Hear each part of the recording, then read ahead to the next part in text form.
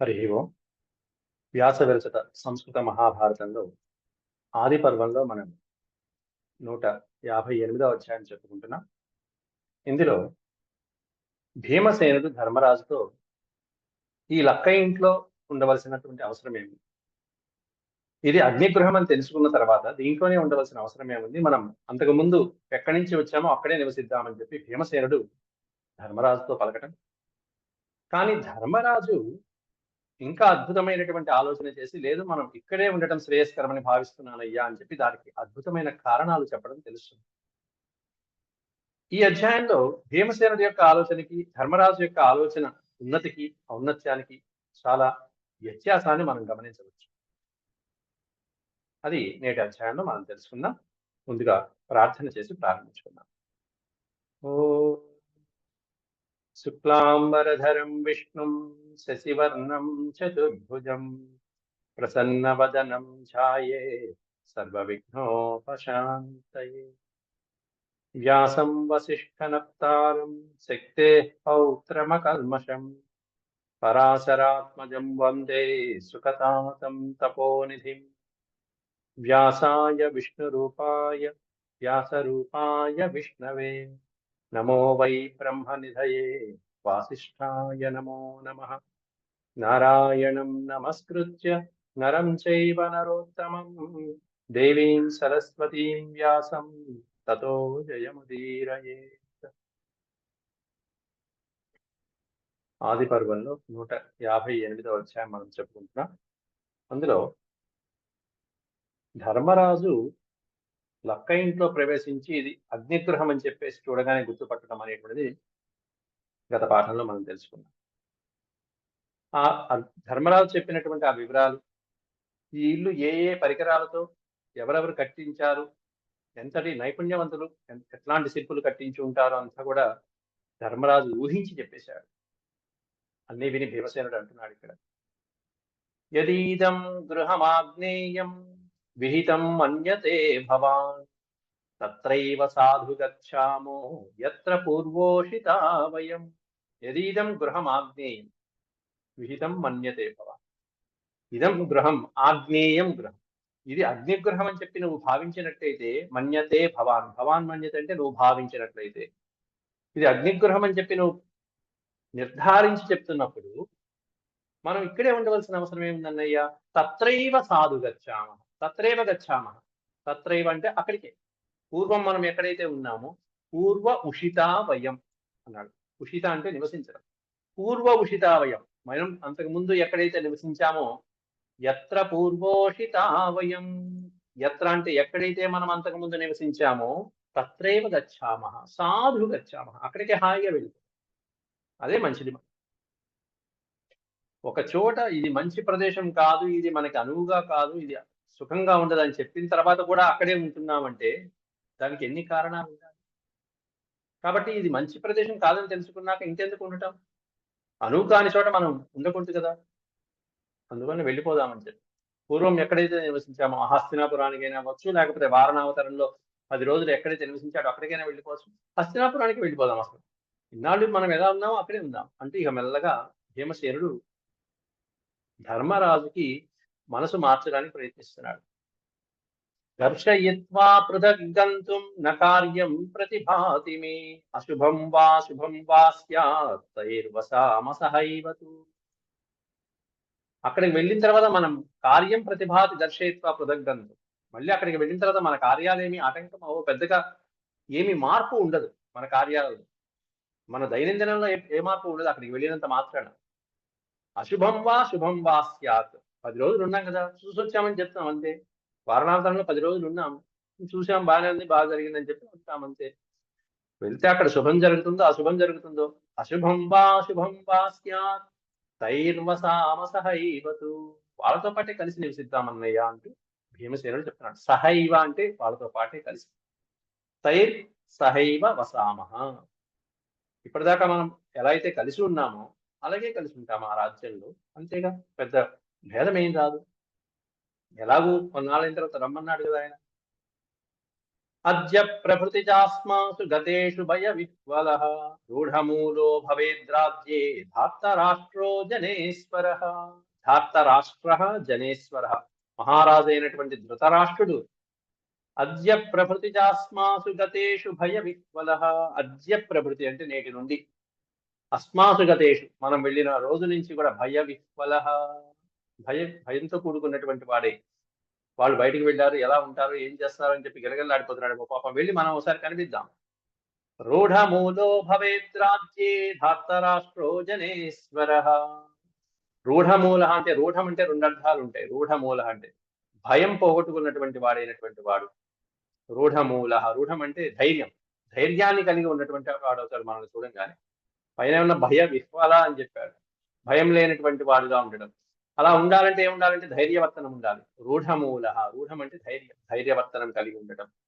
మనం చూడంగానే కాస్త ధైర్యం తెచ్చుకుంటాడు, అమ్మాయి వీళ్ళు వచ్చారులే అని చెప్పి ధైర్యము తెచ్చుకుంటాడు. తదీయం తు భవేద్రాజ్యం తదీయాశ్చ జనా ఇమే తస్మాత్ సహైవ వస్యామో కలన్యస్తపదా వయం. కలన్యస్తపదా వయం. తదీయం తు భవేద్రాజ్యం. తదీయం అనే పదానికి అర్థం అంటే అతనిదే, రాజ్యమంతా అతనిదే, పౌరులందరూ అతని వాళ్ళే, ధనమంతా అతనిదే, హాయిగా జీవిస్తున్నాడు. కాబట్టి మనం వాళ్ళతో కలిసే ఉందాం. తదీయం తు భవేత్ రాజ్యం, రాజ్యం తదీయం భవేత్. రాజ్యం అతనికే చెందని. తదీయాశ్చ జనా ఇమే, ఇమే జనాహ, ఈ జనులందరూ, ఈ సంపదలందరూ. ఎందుకంటే ప్రజలందరూ అటుపక్షానే ఉన్నారు ప్రస్తుతానికి. బలగం అంతా అతని పక్షానే ఉంది, కౌరవ పక్షానే ఉంది. ఉండని. తస్మాత్ అందువలన వాళ్ళకి బలము బలగము రాజ్యము ఉంది కాబట్టి వాళ్ళతో పాటే మనము జీవిద్దాం. సహైవ వత్స్యాము, సహైవ వత్స్యామ అంటే వాళ్ళతో పాటే మనం జీవిద్దామన్నయ్య అంటూ భీముడు ధర్మరాజుకి సలహా ఇస్తున్నాడు. ఎప్పటిదాకా అంటే మనకి కాలం కలిసి వచ్చేంత వరకు. ఎప్పుడు కూడా అలాగే ఉండాలి వీరుగా. మనకు కాలం కలిసి వచ్చేంత వరకు అలా ఉండాలి. కాలం కలిసి వచ్చాక రెచ్చిపోవాలి. అది చెప్తున్నాడు ఇక్కడ. అస్మాకం కాలమాసాద్య, అస్మాకం అంటే మన యొక్క, కాలమాసాద్య మన కాలం దగ్గరికి వచ్చినప్పుడు, మనకి సమయం అనుకూలించినప్పుడు. అస్మాకం కాలమాసాద్య రాజ్యమాచ్ఛిద్య శత్రుతః. శత్రుతః రాజ్యం ఆచ్ఛిద్య, ఆచ్ఛిద్య అంటే పొందటం. శత్రుతః, శత్రువుల నుండి మన రాజ్యాన్ని, మన భాగాన్ని మనం పొంది,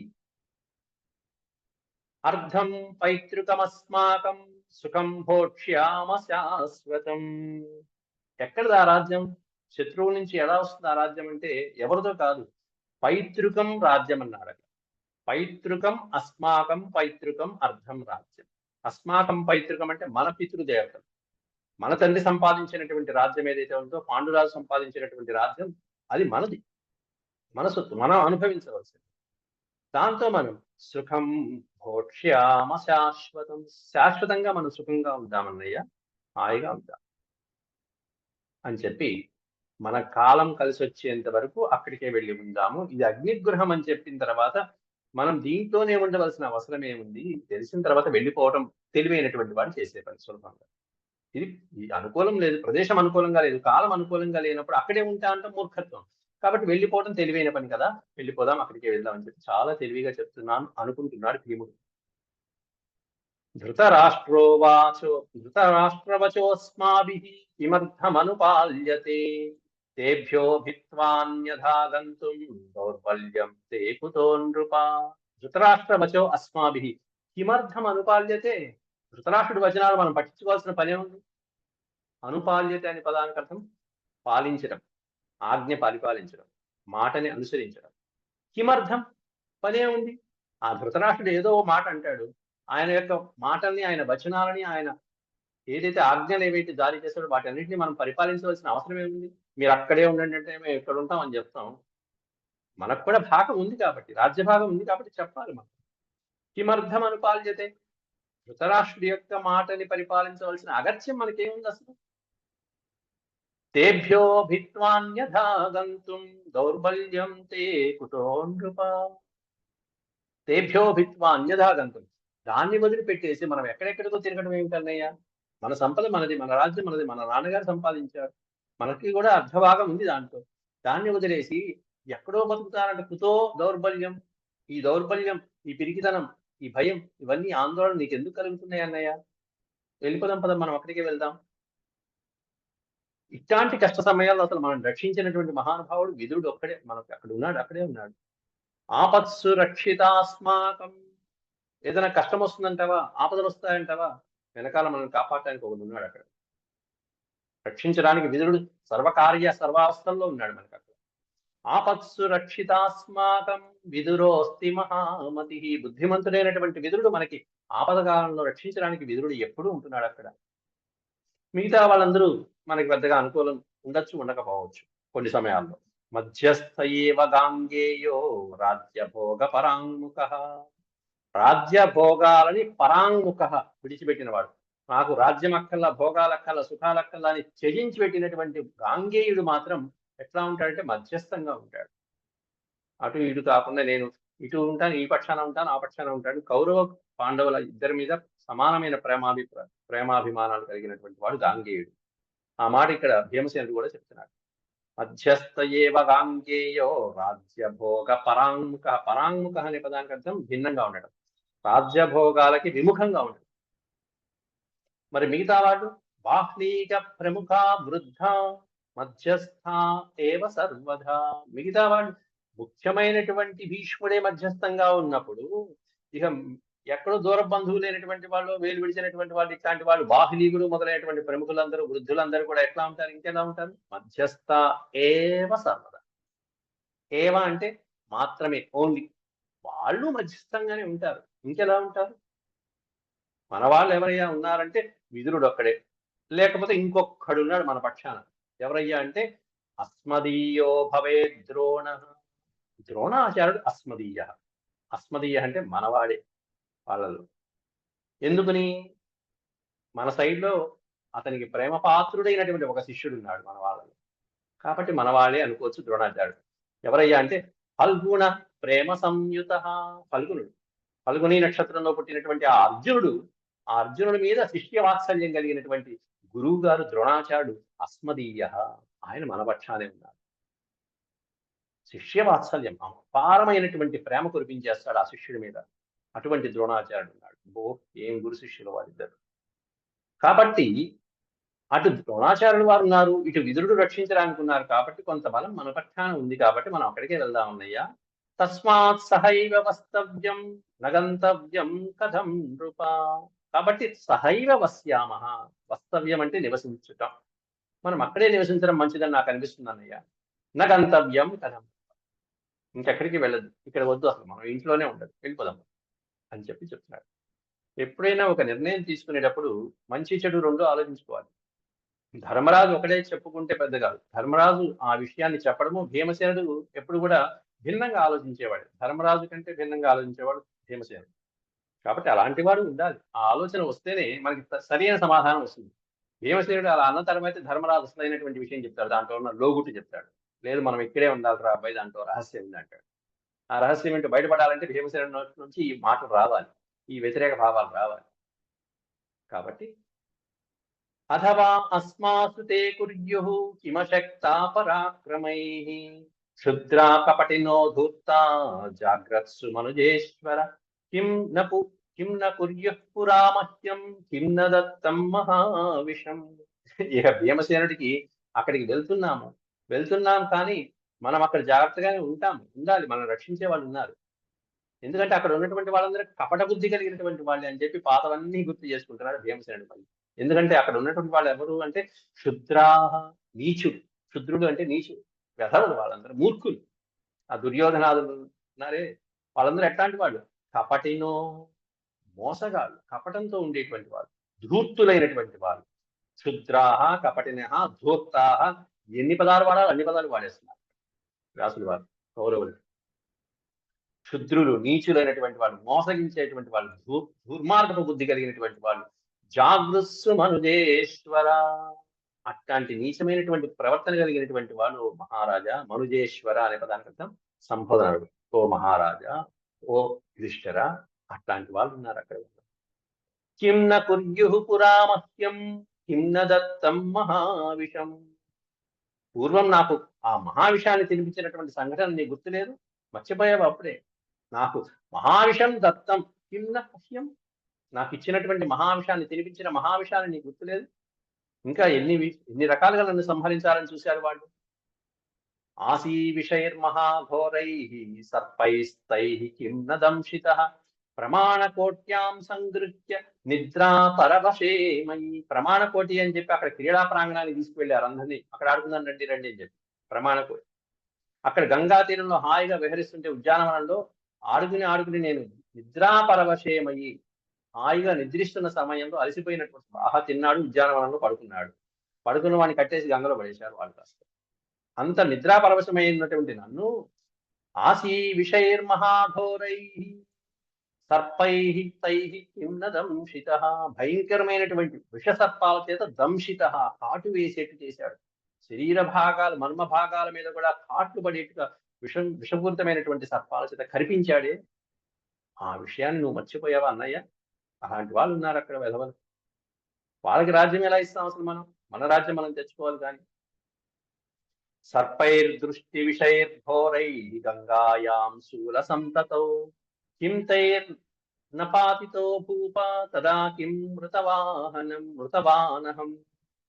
నన్ను మృతవాన్ అహం, నేను చనిపోయిన స్థాయికి వెళ్ళిపోయాను. అక్కడ గంగలో పడేశారు నన్ను తీసుకెళ్ళి. విషాహారం పెట్టారు, సర్పాల చేత కాట్లు వేయించారు. గంగా నదిలో అలా కాస్త సంతతో శూలానికి కట్టేసి మరి గంగా నదిలో పడేస్తే కింతైర్ నపతితో, ఇక్కడ నపతితో అనేది నిపాతితో భూప, నన్ను అలా పడివేస్తే గంగలో పడేస్తే తదా కిం మృతవానహం, మృతప్రాయుడైపోయి నేను పడిపోలేక గంగా నదిలో. కానీ ఇన్ని రకాలుగా వాళ్ళు ప్రయత్నించిన మనకి కాపాడేటువంటి దైవం మాత్రం ఒకటి అన్నయ్య అంటూ ఆపత్సు తాసు ఘోరాసు దుష్ప్రయుక్తాసు పాపిభిః. అనేక రకాలైనటువంటి ఆపత్సుల్లో ఆపత్సు, తాసు అంటే ఆ కష్టాలలో మనం అలా ఎదుర్కొన్నటువంటి ఆ కష్టాలన్నింటిలో ఘోరమైనటువంటి కష్టాలలో దుష్ప్రయుక్తాసు పాపిభిః. పాపిభిః అంటే తృతీయ విభక్తి. పాపాత్ముల చేత ప్రయోగించబడినటువంటి అనేకమైనటువంటి దుష్ప్రయోగాలన్నిటిలో కూడా మనల్ని రక్షించింది ఒక్క దైవమే. ఆ దైవం మనల్ని కాపాడు. అస్మాన్ రక్షద్యో దేవో అన్నారు అక్కడ. దేవో అస్మాన్ రక్షత్, దేవతలే మనల్ని రక్షించారండి. కాపాడినటువంటి వాళ్ళు ఎవరంటే దేవతలే. అస్మాన్ రక్ష్యో దేవో జగద్యస్య వశే స్థితం. ఈ జగదంతా కూడా ఎవరి వశంలో ఉందో ఆ వశవర్తి అయినటువంటి జగన్నాథుడే మనల్ని కాపాడాడు. ఆ దేవదేవుడే మనల్ని కాపాడాడు. ఎవరి చేతుల్లో అయితే చరాచరాత్మకం సోద్యయాత పుత్ర నృపోత్తమ యావత్ సోఢవ్యమస్మాభిస్తావత్ సోఢాస్మి యత్నతః. చరాచరాత్మకం సోద్యయాత పుత్ర నృపోత్తమ, ఓ నృపోత్తమ, ఓ మహారాజా, నృప ఉత్తమ, రాజులలో ఉత్తముడైనటువంటి ఓ మహారాజా. యావత్ సోఢవ్యం, మనం ఎంతవరకు భరించవలో అంతవరకే భరించాలి, అంతకు మించి భరించకూడదు. ఒక స్థాయి వరకే మనం భరించాలి ఇట్లాంటివన్నీ. తర్వాత మనం ఎదుర్కోవాలి, ఎదురు తిరగాలి, కావలసిన మన రాజ్యాన్ని మనం హస్తగతం చేసుకోవాలి.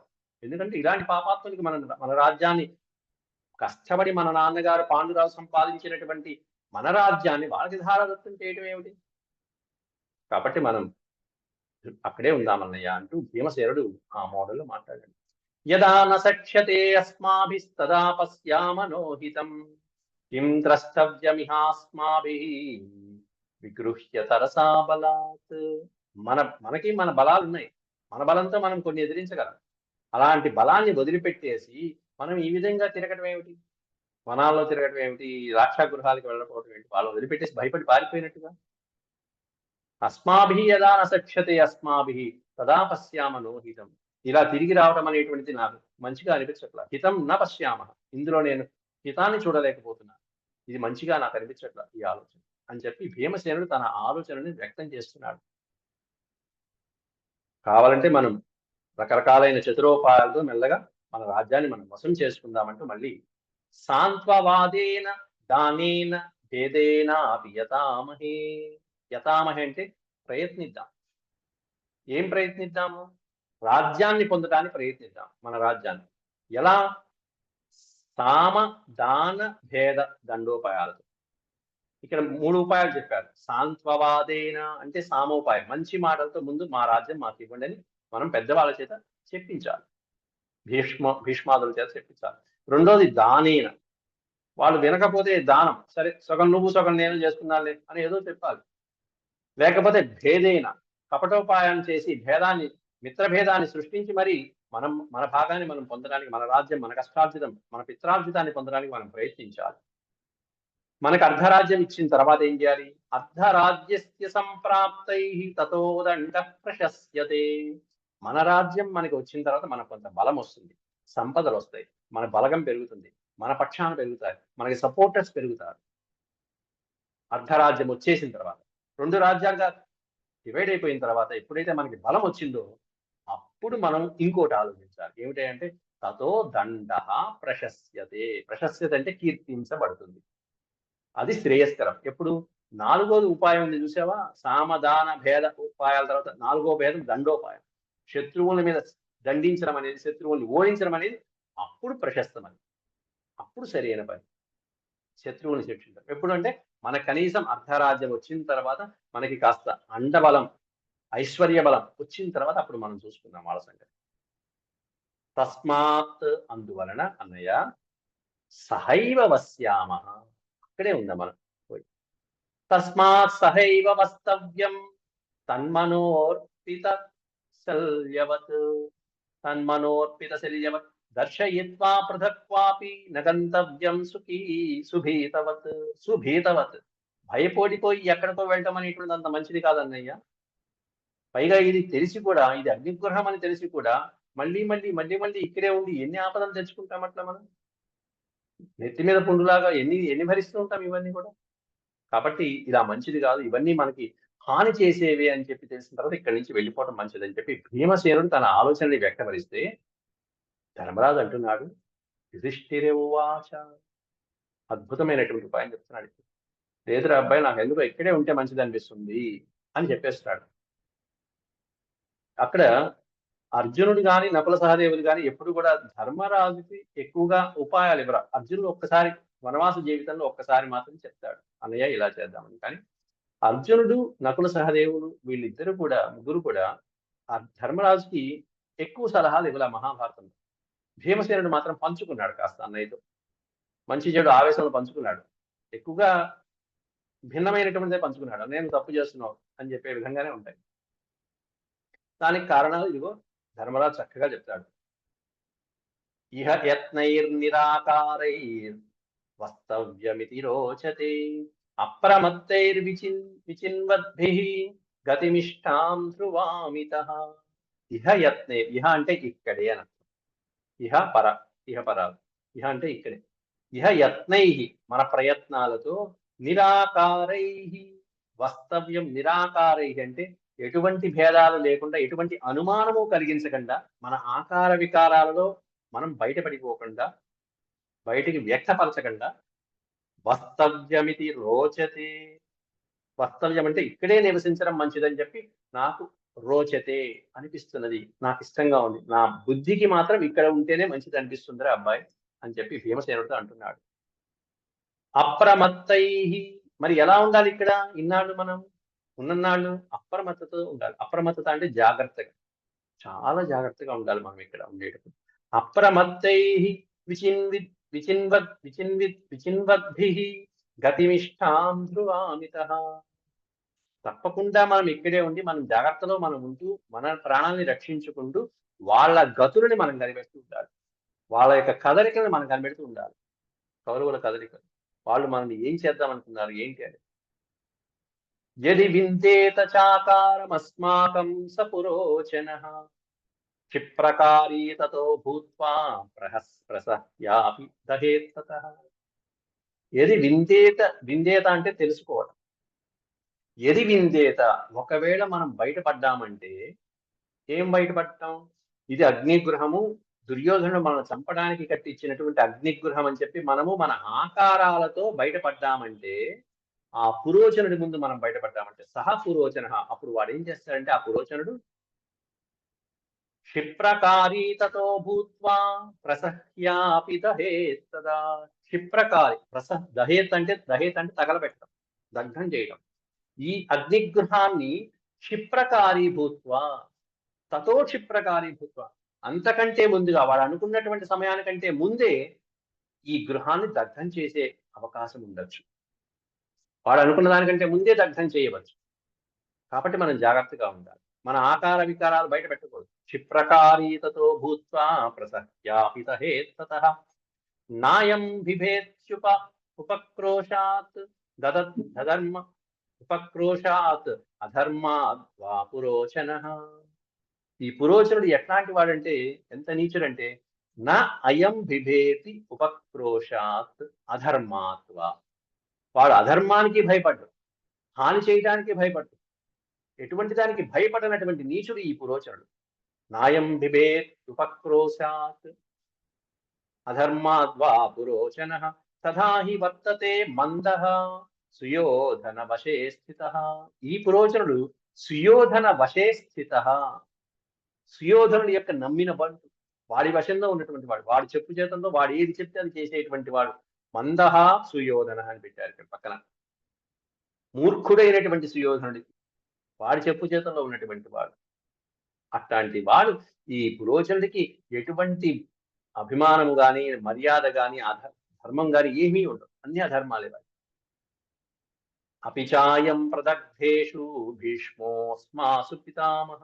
అందుకే పితామహుడు, అక్కడ పుణ్యాత్ములైనటువంటి వాళ్ళు కొంతమంది ఉన్నారు. భీష్మాదులు, ద్రోణాచార్యుడు, అశ్వత్థామ మొదలైనటువంటి వాళ్ళు. వాళ్ళందరూ ఏమనుకుంటున్నారు, ఇంతకాలం కౌరవులు మంచి వాళ్ళే అనుకుంటున్నారు. కానీ ఈ రోజు మనం ఇక్కడే ఉండి ఈ కార్యం, ఈ ఇల్లు దహించబడి మనం మరణించామనేటువంటి సిచ్యువేషన్ కనుక ఎదురైతే అప్పుడు ఆ ధర్మాత్ములైనటువంటి భీష్మాదులందరూ కూడా కౌరవాదులను ఆ రోజు నుంచి ఎలా చూస్తారు గమనించి ఒక్కసారి అన్నాడు. కౌరవులు పాండవులని అన్యాయంగా చంపించారు అనేటువంటి ముద్ర పడిపోవాలి వాళ్ళు. ఇన్నాళ్ళు ఇబ్బంది పెట్టడం చూశారు, కానీ ఇది హై పీచ్. పాండవుల్ని చంపడానికి ఇంత ఘోరమైన ప్రయత్నం చేశారు అనేటువంటిది భీష్మాదునికి తెలియాలి. తెలియాలంటే మనం ఇక్కడే ఉండాలి.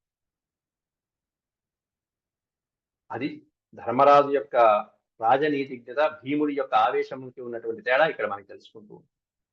అపిచాయం ప్రదగ్ధేషు, అయం ప్రదగ్ధేషు అంటే మనం గనక ఇక్కడే అగ్నిగృహంలో దహించబడ్డామని గనక నమ్మితే, ప్రజలు నమ్మితే, అది భీష్మాదుల దాకా చేరితే భీష్మో అస్మాసు పితామహ. పితామహుడైనటువంటి భీష్ముడు అస్మాసు మన యందు జాలిగా ఉంటాడు, మన పట్ల, పాండవుల పట్ల. ఎవరి పట్ల క్రోధంతో ఉంటాడు? కోపం కుర్యాత్ కిమర్థం వా కౌరవాన్ కోపయీత సహా. ఇన్నాళ్ళు కౌరవుల్ని కోపగించుకోనటువంటి భీష్ముడు కూడా కౌరవుల్ని కోపగించుకుంటాడు. ఇప్పటిదాకా ఏం చెప్పారు? దుర్యోధనుడు ఏమన్నాడు? భీష్ముడు సమానంగా ఉంటాడు, సమానంగా ఉంటాడు, సమానంగా ఉంటాడు అని చెప్పారు. కానీ ఇది గనక జరిగిందో అప్పటి నుంచి భీష్ముడు పాండవుల పట్ల జాలిగా ఉంటాడు, కౌరవం పట్ల క్రోధంతో ఉంటాడు. అది జరగాలి. అది జరగాలంటే ఇక్కడ ఈ సన్నివేశం ఫలవంతం అవ్వాల్సిందే. కోపం కుర్యాత్ కిమర్థం వా కౌరవాన్ కోపయీత సహా. ఇంతకాలం కౌరవుల పట్ల కోపభావం లేనటువంటి భీష్ముడు కూడా కోపం కలిగేట్టుగా మనం చేయిస్తే ఇంకా బాగుంటుంది. ఇవన్నీ వాళ్ళకి తెలియాలి కదా, మరి భీష్ముడికి తెలియాలి కదా. అథవాపీహ దగ్ధేషు భీష్మోస్మాకం పితామహ ధర్మ ఇత్యేవ కుప్యేరన్ చాన్యే కురుపుంగవాహ. ధర్మ ఇత్యేవ, ధర్మాన్ని అనుసరించినటువంటి భీష్ముడే కాకుండా అన్యే కురుపుంగవాహ కుప్యేరన్. అన్యే కురుపుంగవాహ అంటే భీష్ముడే కాకుండా ఇంకా ధర్మబద్ధంగా నడుచుకునేటువంటి ఇతర ప్రముఖులు ఎవరైతే ఉంటారో, కురువంశంలో పెద్దవాళ్ళు ఎవరైతే ఉంటారో వాళ్ళందరూ కూడా కుప్యేరన్, పాండవులని సంహరింపజేశారు, పాండవుల్ని దగ్ధం చేసేశారు కౌరవులు అని చెప్పి కౌరవుల పట్ల వ్యతిరేక భావాన్ని మనసులో నాటించుకుంటారు. వాళ్ళకి బీజం పడిపోతుంది. అథవా అపీహ దగ్ధేషు, మనం ఇక్కడే దగ్ధమైపోయామని వాళ్ళు తెలుసుకుంటే అప్పుడు ధర్మాత్ములైనటువంటి భీష్ముడు లాంటి వాళ్ళు చాలా మంది కౌరవులకి వ్యతిరేకంగా ఉంటారు. ఇది కావాలి. అంటే ఊరికనే శారీరకంగా వేయటం ఒక ఎత్తైతే, మానసికంగా వాళ్ళలో బీజాల్ని నాటడానికి ప్రధాన కారణాలు ఇక్కడ ధర్మరాజు చెప్తారు. వాళ్ళలో కోపం కలగాలి అంటే ఏం చేయాలంటే ఇగో ఈ పనికి రావాలి. భీముడు చెప్పింది ఏమైనా ఊరికనే శారీరకంగా, వాళ్ళ తర్వాత ఎప్పుడో శిక్షిద్దాంలే అంటాడు, ఎప్పుడే జరిగేది. కానీ ఇక్కడ అసలైనటువంటి బీజం పట్టడానికి కారణం చెప్తున్నాడు ధర్మరాజు.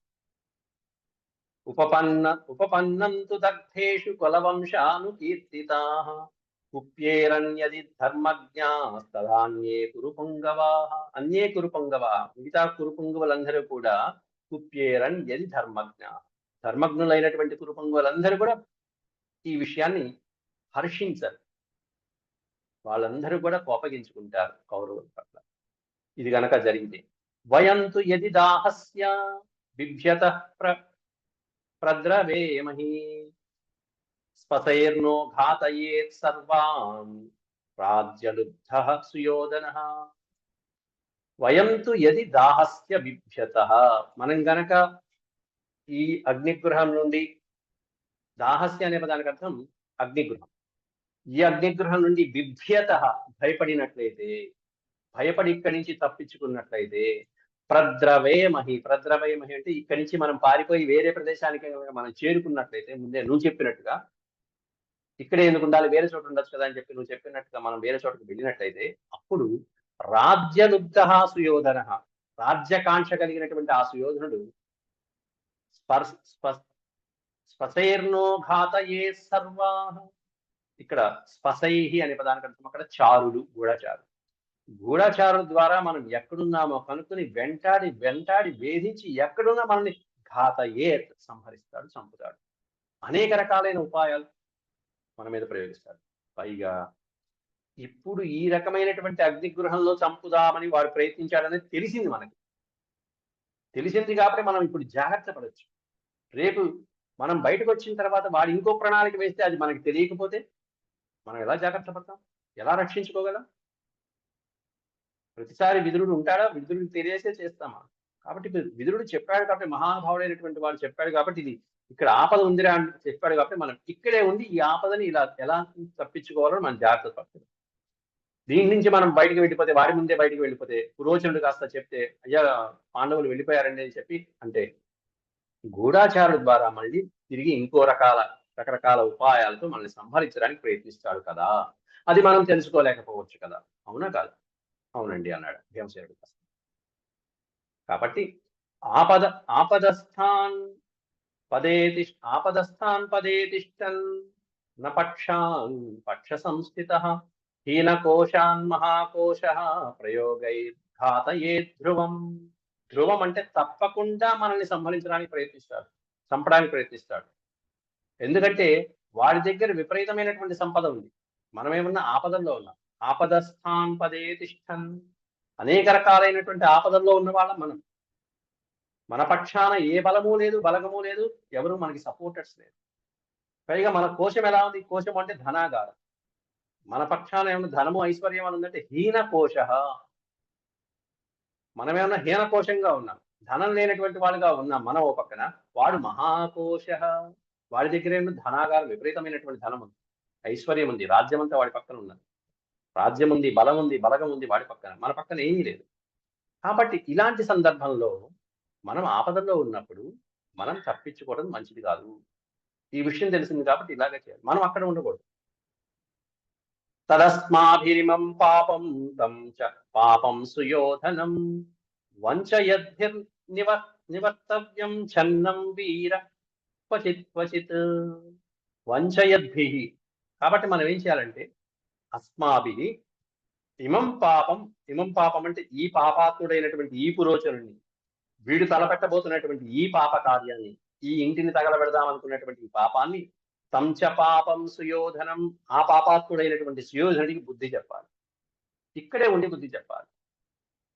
ఎలా అంటే వంచయద్భిః, మోసం చేశారు. మోసగాళ్ళకి మోసమే, వాళ్ళు ఎలా మోసం చేశారో మనం కూడా అలాగే వాళ్ళని నమ్మిద్దాం, ఏమీ తెలియనట్టుగా మనం నమ్మిద్దాం, అలాగే చేద్దాం. వంచయద్భిః నివస్తవ్యం అంటే నివసించడం. మనం వాళ్ళని వంచిస్తూ నమ్మినట్టుగా మనం ఇక్కడే నివసిస్తూ, ఛన్నం అంటే కపటంగా, చాలా జాగ్రత్తగా మనం మారు వేషాలు నడుస్తూ, ఛన్నం వీర క్వచిత్ క్వచిత్, అక్కడక్కడ మనం నటించవలసిన సందర్భంలో నటించుకుంటూ, పైకి నటిస్తూ వాళ్ళని నమ్మిస్తూ, తే వయం మృగశీలాయాశ్చరామ వసుధాం ఇమాం, ఈ భూమండలం అంతా, ఈ చుట్టుపక్కల ప్రాంతాలన్నీ తిరుగుదాం. ఎలా తిరుగుదామంటే పొద్దున్నే మనం బయటికి మృగయాశీల చరామ, మృగయాశీల అంటే వేటాడటానికి వెళ్ళొస్తామండి అని చెప్పి ప్రజలకి అలా నమ్మకం కలిగేట్టుగా, పురోజనుడికి నమ్మకం కలిగేట్టుగా వేటాడటానికి వెళ్తామని చెప్పినట్టుగా వేటాడటానికి వెళ్తాం. చుట్టుపక్కల మనకు అనుకూలంగా ఎటువైపు తప్పించుకోవాలో మొత్తం అంతా మనకు అనుకూలమైన ప్రదేశాలు, మార్గాలు అన్వేషిద్దాం. ఇక్కడి నుంచి తప్పించుకోవడానికి. ఇక్కడి నుంచి సొరంగ మార్గం తప్పితే ఎటువైపు వెళ్తుంది? ఎటు వెళ్తుంది? మనం ఎటు వెళ్ళాలి? అనేటువంటివన్నీ మనం పొద్దున పూట చూసుకోవాలి జాగ్రత్తగా. ఈ భూమి మీద అలా బయటికి వెళ్ళి మనకు అనువైనటువంటి ప్రదేశాలు తథానో విదిత మార్గా భవిష్యంతి పలాయతాం. పలాయతం అంటే పారిపోవటానికి అనువైనటువంటి మార్గాలు ఏవైతే ఉన్నాయో ఆ మార్గాలన్నీ విదిత మనం తెలుసుకోవాలి. ఎలా అంటే వేటాడటం అనేటువంటి వంకలు. వేటకి వెళ్తున్నామని చెప్పి మనం కావలసినటువంటి మార్గాలన్నీ అన్వేషించుకోవాలి. మళ్ళీ సాయంత్రానికి వచ్చేయాలి. అలా మనం గడుపుదాం రా అబ్బాయి. భౌమం చ బిలమధ్యైవ కరవామసు సంవృతం. బిలము అంటే సొరంగం. ఇంట్లో మనం ఒక పెద్ద భౌమం బిలం పెద్ద సొరంగాన్ని ఏర్పాటు చేసుకోవాలి. భౌమం అంటే 5గురు పట్టాలి, 6గురు పట్టాలి అక్కడ కుంతీదేవితో పాటు. భౌమం చ బిలమా అద్యైవ. అద్యైవ అంటే ఈ రోజే మనం ప్రారంభిద్దాం సొరంగంతో పాటు. భౌమం చ బిలమధ్యైవ కరవామసు సంవృతం. సుసంవృతం అంటే చక్కగా సరిపోయేట్టుగా, మనకి సరిపోయేట్టుగా ఉండాలి. అంతేకాకుండా మనకి లోపల ఆ సొరంగ మార్గంలో వెళ్తున్నప్పుడు కాస్త గాలి అందాలి, ఆక్సిజన్ లాంటివి అందాలి. కాబట్టి వాటికి తగ్గట్టుగా గూఢోద్గతాన్ ఇదేనా గూఢోద్గతాన్ననస్తత్ర హుతాశః సంప్రదక్షతి. లోపల మనకి ఆక్సిజన్ లాంటివి అందుతూ ఉండాలి. పైన అగ్నికి మనం కాపాడబడుతూనే ఉండాలి. పైన అగ్ని ఉన్నా కూడా లోపల మనకేం కాకుండానే ఉండాలి, రక్షించబడుతూ ఉండాలి. అట్లా ఉన్నటువంటి ఒక సొరంగ మార్గాన్ని మనం ఈ రోజే ప్రారంభిద్దాం. ద్రవతోత్ర యథా చాస్మాన్న బుధ్యేత పురోచనః పౌరో వాపి జనః కశ్చిత్ తథా కార్యమతంద్రితైః. పురోచనుడు గాని, అక్కడ నగరంలో ఉన్నటువంటి పౌరులు గాని, జనులు గాని వీళ్ళెవరు కూడా గుర్తించినటువంటి విధంగా మనం ప్రవర్తించాలి. మనం మన కార్యాలు చక్కబెట్టుకోవాలి. ద్రవతోత్ర యథా చాస్మాన్న బుధ్యేత పురోచనః. పురోచనుడు గుర్తించకుండా మనం నటిస్తూ, పౌరులు గుర్తించకుండా జాగ్రత్త పడుతూ తథా కార్యమతీంద్రతై. మన కార్యాన్ని మనం వెంటనే చేసుకుంటూ చక్కబెట్టుకోవాలిరా అబ్బాయి. ఇది నాకు వచ్చిన ఆలోచన అని చెప్పి భీముడు చెప్పినటువంటి కార్యానికి, ఆలోచనకి ధర్మరాజు తన బుద్ధి కుశలతతో ఈ విధమైన ఆలోచన చెప్పాడు. ఇది శ్రీమన్మహాభారతే ఆదిపర్వణి జగద్గృహ పర్వణి అష్టాపంచాశదధిక శతతమో అధ్యాయ సమాప్త. 158 అధ్యాయాలు, 7,247 శ్లోకాలు పూర్తి చేసుకున్నాం మనం నేటి పాఠంలో. ఓం శాంతి శాంతి శాంతి. యదక్షరపద భ్రష్టం మాత్రాహీనం చ యద్భవేత్ తత్సర్వం క్షమ్యతాం దేవనారాయణ నమోస్తే. సర్వం శ్రీకృష్ణార్పణమస్తు. ఓం నమో భగవతే వాసుదేవాయ.